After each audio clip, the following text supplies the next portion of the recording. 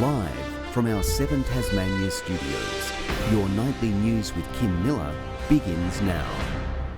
Good evening. Fire crews are scrambling to bring several blazes under control after a number of dry lightning strikes sparked bushfires on the west coast. Tasmania reaching the end of a prolonged heat wave, but for residents on the east coast, that means bracing for wild storms forecast this evening.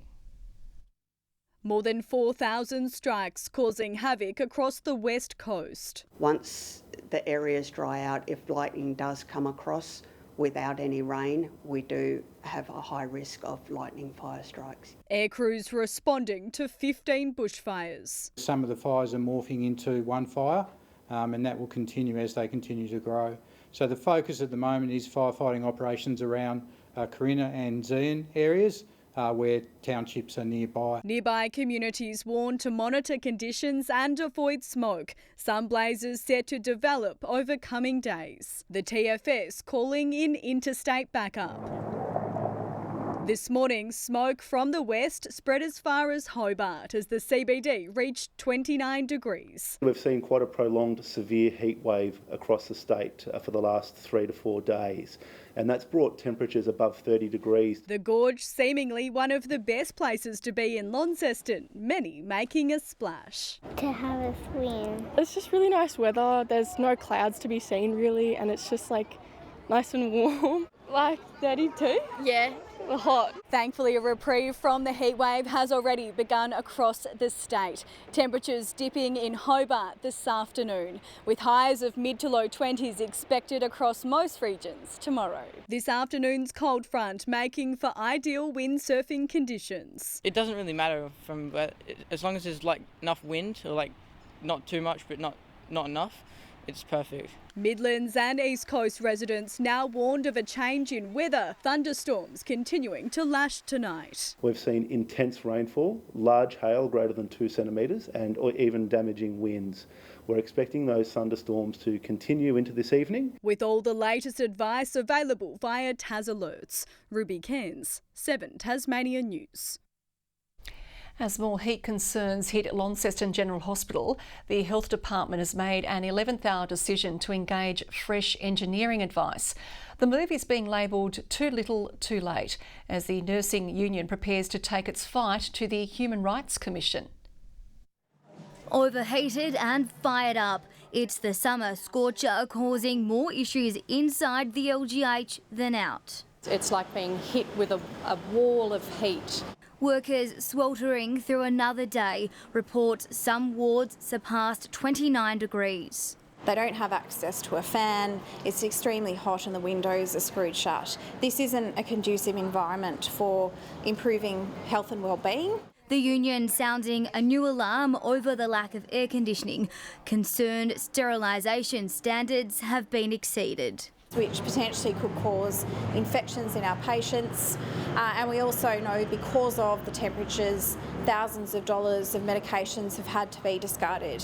Temporary relief has been rolled out over recent days, including 2 portable cooling units and icy poles for patients and staff, but it's being slammed as an inadequate response. Ice creams are not going to cut the mustard. What we need is a long-term solution that provides an environment where staff can work in safe conditions. That long-term solution could be on its way. The Department of Health is enlisting external engineering experts to fix temperature control issues. Northern Tasmania has stressed the system and it isn't working as we expected, so we're now going back to our engineers. If we need more additional supplementary air conditioning units, we will invest in them today. Despite this latest move, the Nurses Union wants to take its fight all the way to the Human Rights Commission, labelling conditions inside the LGH as inhumane and even torturous. It's vowing to help patients and their families lodge violation complaints and be a voice for those unable to speak for themselves. If we cannot support patients in their final moments to be comfortably in a hospital, then I'm not sure we've got our priorities right as a community. Victoria Risto, 7 Tasmania News. Well, a photo with the Big Bash trophy was an irresistible opportunity for Hurricanes fans in Invermay Park as the team takes their silverware on tour around the state. it's always awesome coming up here and seeing everyone from north of the state, and I mean, we get so much support from them. It means a lot for us to have the backing of the state every time we go out there and play, and not just for the Hurricanes but even Tassie team.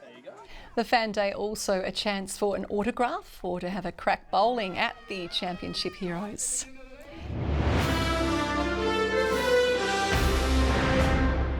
More at-risk Tasmanian youth are being offered a fresh round of support. The state government is making good on its election promise, committing $3.7 million for JCP Youth's Beast program. Offers a 24-hour, 7-day-a-week response model that responds to young people in times of crisis or need, so they have a person there who is a support system for them. It offers mentorship. Over the years, JCP Youth has proven to be the solution where we haven't been able to, as government, make things stick. The funding boost will support up to 90 young people over the next 3 years. Building approvals in the state are falling behind, with the December figure the worst in years. The state government is spruiking the benefits of one of its home buyer support schemes to address supply, but Labor says they're failing to keep up. Like many Tasmanians, Josh has been struggling to break into the housing market. It was a bit heartbreaking through COVID, watching the prices kind of skyrocket. You know, every month they were going up. But he and his family will soon have a place of their own to call home, taking advantage of the government's My Home Shared Equity program, reducing his deposit and mortgage repayments. That has meant that I've been able to build a 3-bedroom, 2-bathroom and with a garage as well, an amazing home. Since the implementation of this program, we've helped 638 households into homes and just 450 in the last 12 months. But supply remains a persistent problem. Australian Bureau of Statistics data showing home building approvals dropped by 401 in the past 12 months compared to the previous year, while last December, the worst in almost a decade, just 197 dwelling units were given the green light. Over the last few years, construction costs have been an issue, and it's always that confidence in terms of then people owning the land and then obviously having the land and then being able to build a house on top of that. Labor's slamming the Liberals for failing to keep up with demand. We're not building enough houses. That is the pure and simple crux of this problem. The public housing waitlist also an ongoing concern. We see the government consistently underfund Homes Tasmania, consistently fudge the figures when it comes to reporting on the amount of homes that they are delivering. The government adamant the groundwork it's doing now will pay off in the long run. We are continuing to do things like expanding the urban growth boundary, like working on improving the planning scheme. These things, just by the nature of them, do take time. Anthony Dodd, 7 Tasmania News. The Greens are urging Tasmanians to oppose a controversial zip line being touted as a tourist attraction on Canungy Mount Wellington. The project is currently up for public consultation, but the party says it's not appropriate for the culturally and environmentally rich area. Canungy is not a theme park, it's a living Aboriginal cultural landscape, and a tacky commercial private development like a zip line has no place in our national parks and reserves. The Hobart City Council will consider submissions before deciding if it should be approved. An early morning blaze has caused extensive damage at a veterinary clinic on Hobart's eastern shore. Firefighters were called to the Bellerive Animal Hospital on Clarence Street around 4 a.m. Fortunately, no animals were inside the facility at the time. The cause of the fire is still being investigated, and the clinic is directing all clients to the Kingston or Sorell veterinary hospitals. One Australian could soon find out they've become $100 million richer when Oz Lotto's record-breaking prize pool is drawn.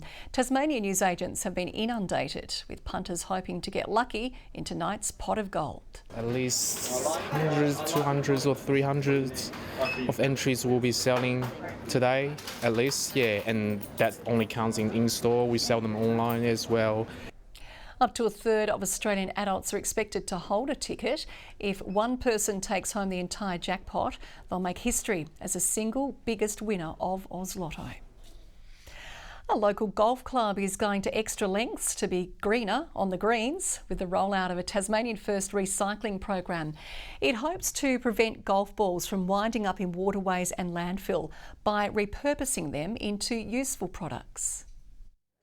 Teeing off a more sustainable future, Tasmania's first golf ball recycling program driving ahead at Kingston Beach, taking old golf balls and giving them a new lease on life. Shredded, recycled into a concrete aggregate material to be used across a path bridge that a golf buggy is going to need to traverse across around the course. The initiative is aiming to repurpose and recycle, hoping to limit the environmental impacts of the sport. There's over 350 million golf balls a year being lost around the world, many of which can end up in landfill or waterways, threatening ecosystems and wildlife. A golf ball will lay in litter for 20, 30, 50 years. There's reports of marine life swallowing golf balls and potentially having a risk of fertility in a lot of marine species. Golf balls are held together with synthetic rubber and a special adhesive, which can leak out if a ball is cracked, potentially damaging sensitive ecosystems. There's in excess of 25 Olympic swimming pools of golf balls contributing to CO2 emission landfill every year in Australia. On average, a golfer loses around 3 to 4 golf balls a round, and while this doesn't seem like much, it all adds up with an estimated 810,000 balls lost every year statewide. For the golf balls with a little drive left in them, they can still be reused across the greens. There's also opportunity for a golf ball that's a bit old but still usable to go into the driving range. Rebecca Gardiner, 7 at Tasmanian News.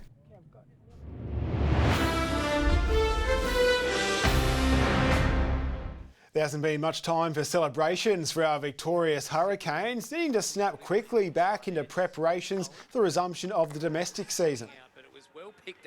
About 2 days later, we sort of woke up, it was all over and we're back in the Tassie kit. So obviously got a game tomorrow, so it's moved quickly. The Tigers men play their first match back against New South Wales in the One Day Cup at UTAS Stadium tomorrow. Riverside teenager Aidan O'Connor could be in line to make his debut, named in the 13-man squad with a number of players unavailable due to other commitments. Hobart's Hayden Belts might have missed Kookaburra selection for this week's Pro League, but he's picked up some silverware anyway, winning the India Hockey League with the Sriracha Bengal Tigers in a 4-3 nail-biting final against Hyderabad. Belts was snapped up by the team at the league auction last year for 13 million rupees.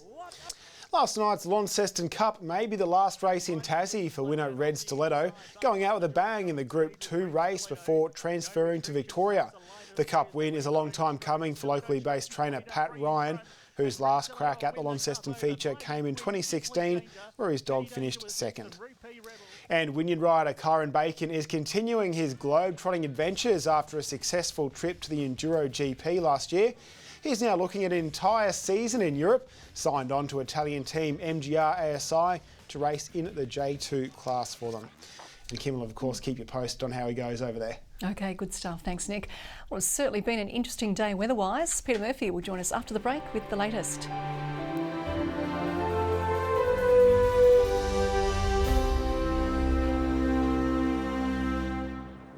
Good evening. Hobart 29 today, Launceston reached 33, Devonport 25 and Burnie 26. St Helens and Campania with 35, the hottest around the state. Temperatures up on average, some by 10 degrees today.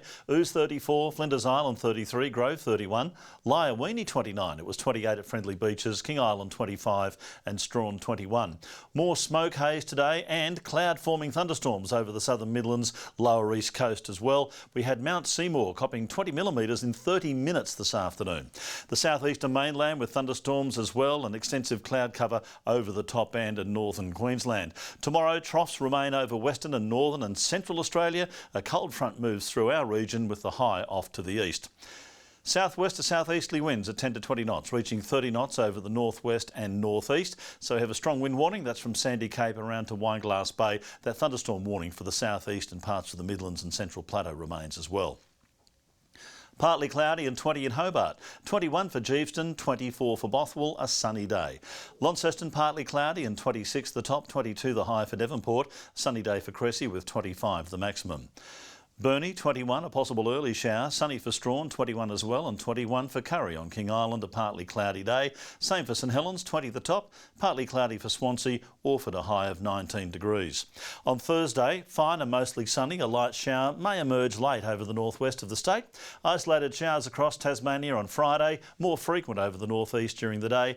And on Saturday, a possible shower for the northwest, otherwise fine, a little cooler than it is now. Sunny and 39 in Perth, fine as well in Adelaide and Melbourne. A possible storm in Canberra, a cloudy 30 degrees in Sydney and a shower in Brisbane. And the temperature has plummeted in Hobart from today's high, just 15 at the moment. At the moment in Launceston it's 25, and in Devonport partly cloudy, 21. Back to you, Kim. Okay, thank you, Merv. And that is all we have time for tonight. Thanks for your company this evening. On behalf of the team, it's good night.